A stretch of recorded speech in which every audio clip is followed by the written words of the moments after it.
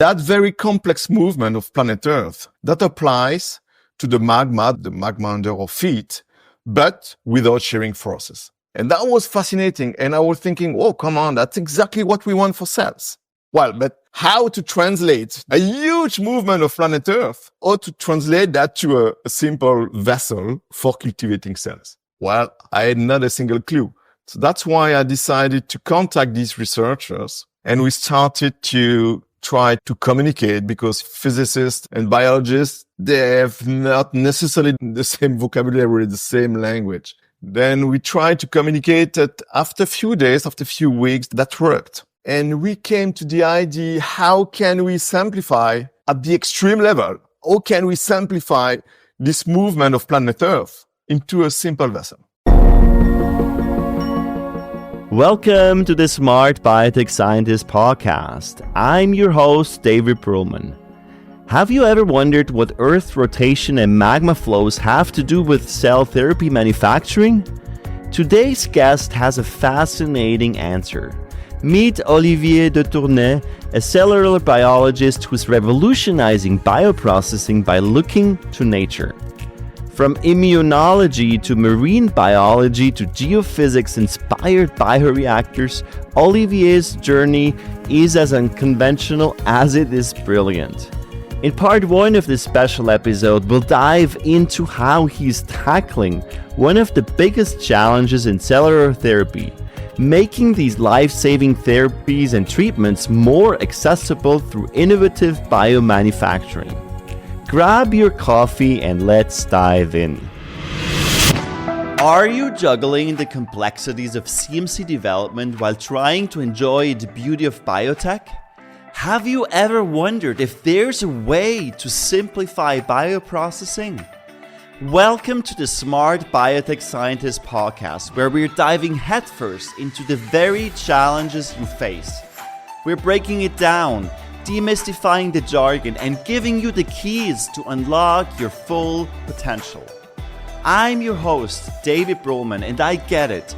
With 15 plus years in the biotech industry, I face the same challenges you do. There's a way to simplify and streamline so you can remove complexity, you can skip trials and errors, deliver without delay your groundbreaking therapy to clinics and market, and still enjoy every single step. Do you want to learn how industry experts and I did it? Grab a cup of coffee and your favorite notebook and pen. Now is the time to take your bioprocessing game to the next level. Let's smarten up biotech.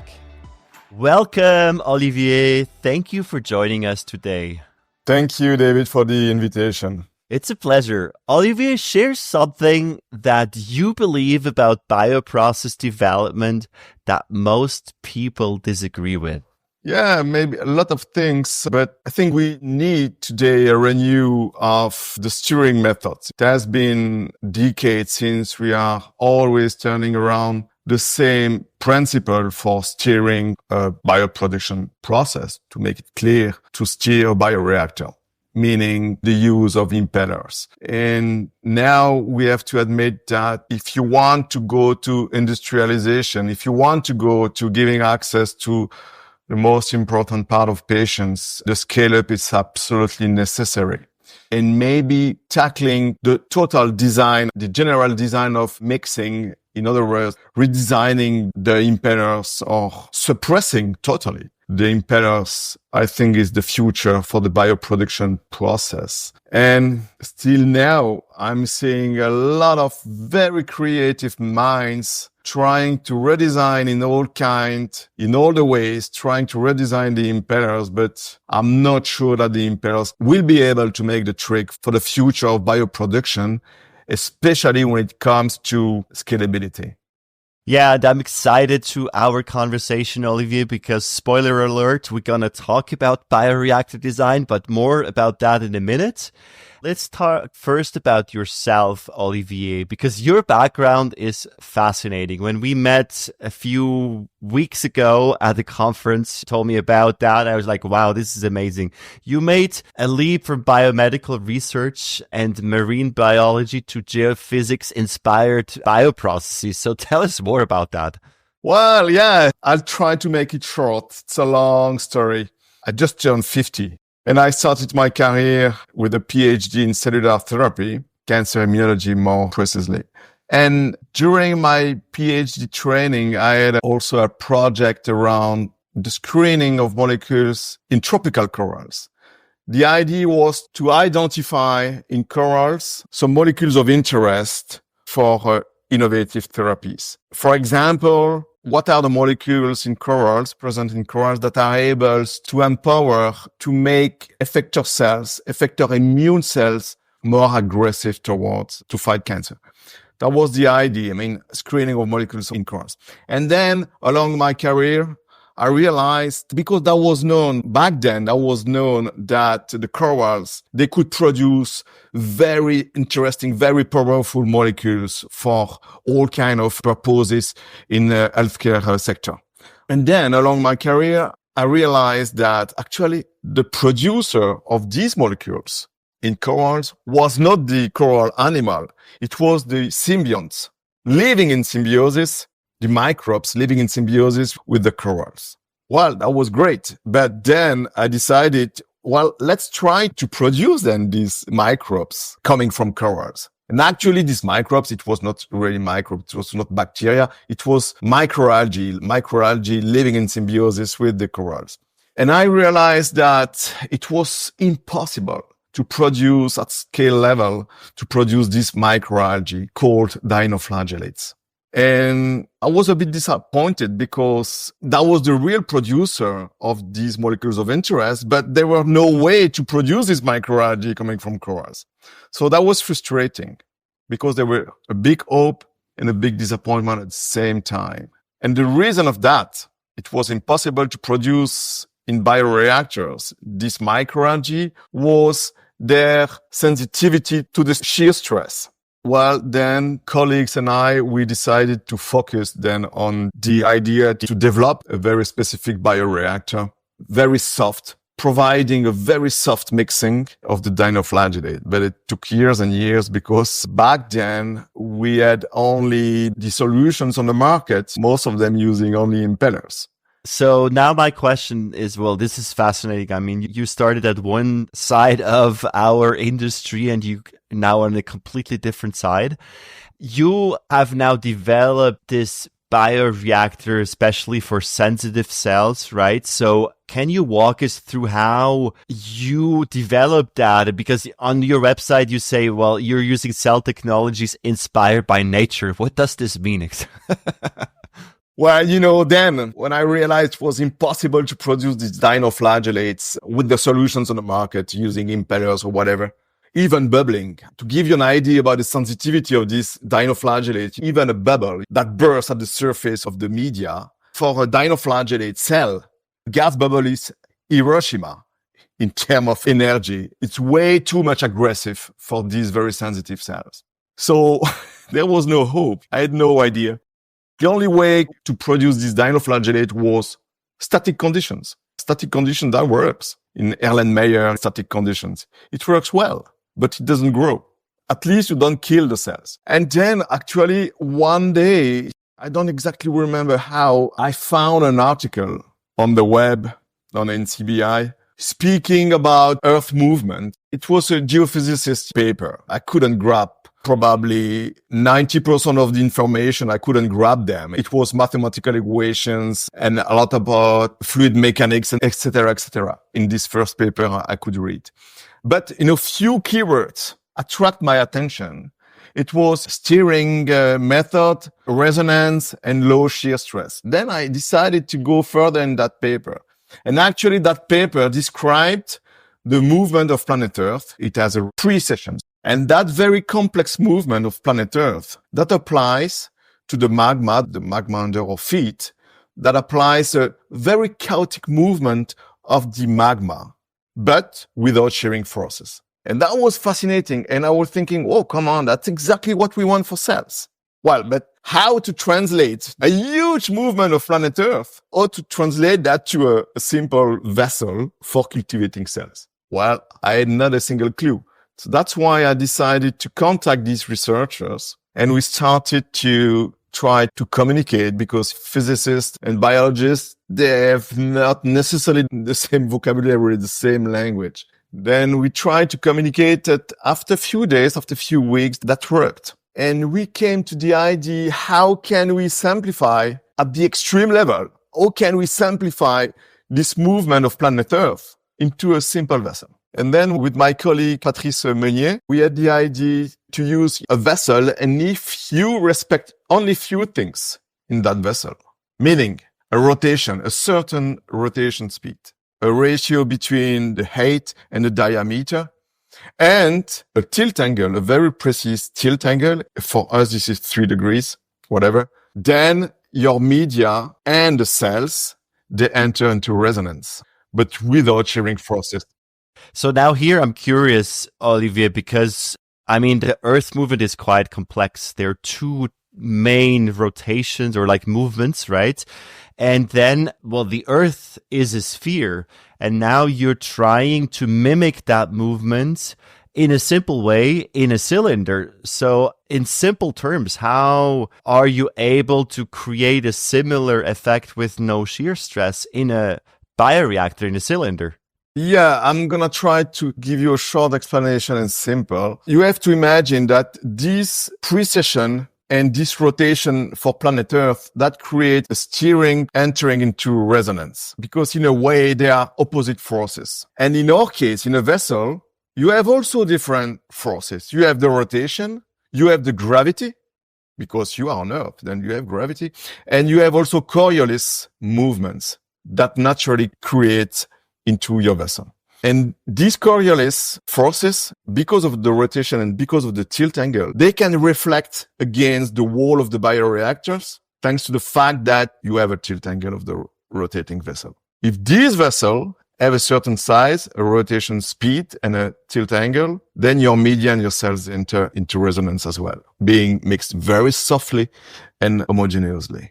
And also to clarify for our listeners, there is nothing inside in the bioreactor. So there is no stirrer and no baffles, right? Yeah, exactly. That's a very important point, David. The originality here, beside the scalability, the shear force, the homogeneity, the huge originality is that there is absolutely nothing inside the vessel. No impellers, no stirrer, no bubbling, absolutely nothing, which makes the principle very simple to apply in terms of human maintenance, in terms of, a risk of contamination, etc., etc.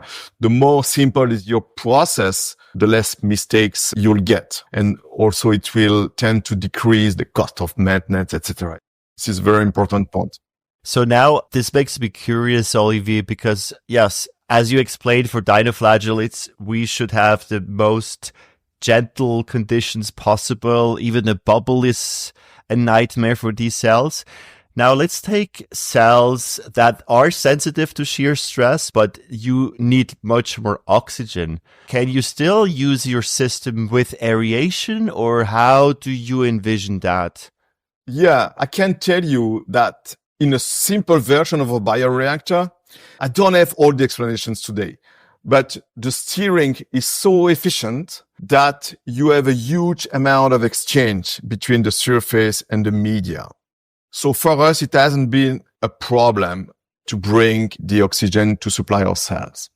And I can also tell you that, for example, coming back to the dinoflagellates, they require a huge quantity of CO2 for photosynthesis. And this is actually the same. The mass transfer for dinoflagellate has to be massive in terms of CO2. I don't want to give you too much explanation, but one of the reasons of that is that dinoflagellate are very poor photosynthesizer. And to compensate that, to dinoflagellate, you have to bring them a lot of CO2. And our steering system is so efficient that it hasn't been a problem to bring them the CO2. But for huge density you want to reach, we have even another solution. Imagine you have to maximize your concentration of cells. That's what we did, for example, with the dinoflagellate. At one point, it was problematic. I'm speaking about the millions of cells per ml. Then you have also the option to bring the gas, not only by the surface, but also from the bottom of the vessel through a microporous membrane. So you still have this possibility then to have cultures at much higher cell densities. So there is a possibility to do that. So besides dinoflagellates, what other cell types could benefit from this technology? Have you done other cultures, or what do you have in mind where it could make a difference? To be totally transparent, so far we've tried and we've succeeded with dinoflagellate I was talking about, but also with IPS, induced pluripotent stem cells. We have also succeeded with NK cells, natural killer cells, lymphocytes, and other kind of stem cells, hepatic stem cells to make it short.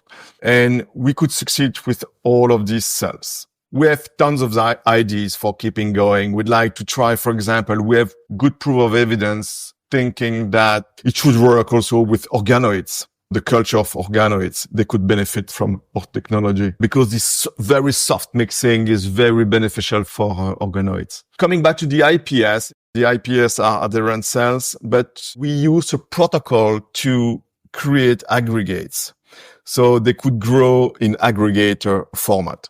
So since you mentioned stem cells, I would imagine that potentially your bioreactor could also work for cultivated meat or cultivated fish, because a lot of companies are using stem cells. Yeah, exactly. Even though I'm not very familiar with this new world for me personally, I'm discovering, well, like many people, by the way, we are discovering now this whole new sector of cultivated meat.